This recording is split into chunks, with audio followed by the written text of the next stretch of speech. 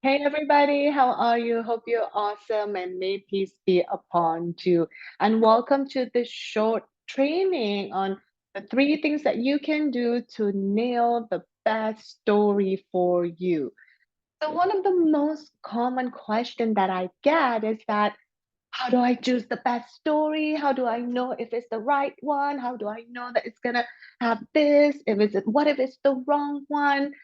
So times, when you already know that you have that particular story, then go for that story.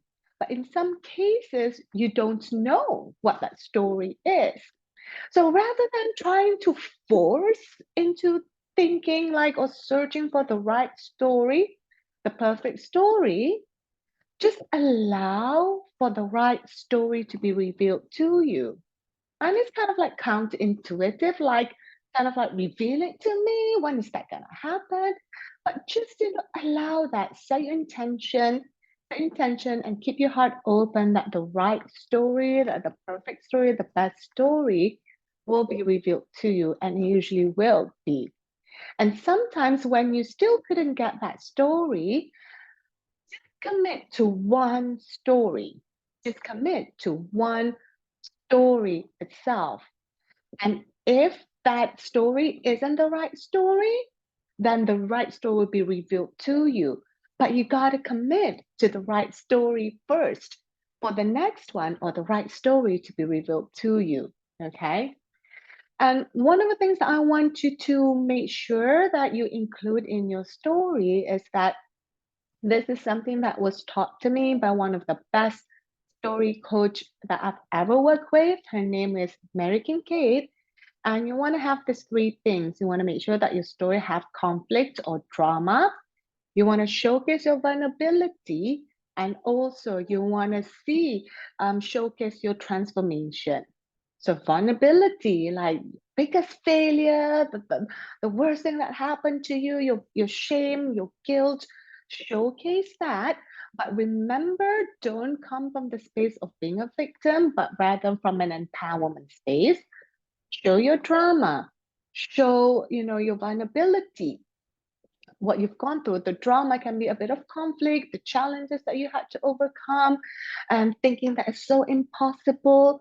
And then your transformation, which means that how you're able to get the result, how you're able to cross over to a particular line.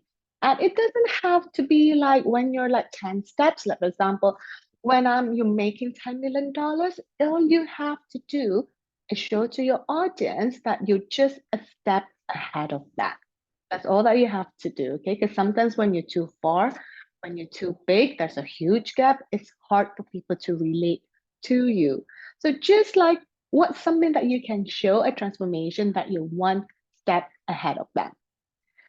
And then finally, the last thing that I want you to think about is once you've written your story, make sure that you run through the story several times, at least 5 times is possible. Run through it over and over again and ask someone to prove it to you. Because when you submit it to the publisher, when you submit it to us, you got to have a standards, right? And the same with us, we have a standards that we're not going to pick up stories or chapters that are written substandard.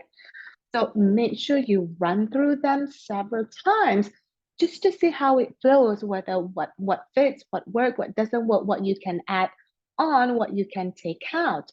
So run through it a few times and before you submit it so that you can be sure that you have the best version of your best work that truly showcase your core genius and your beautiful voice in making an impact.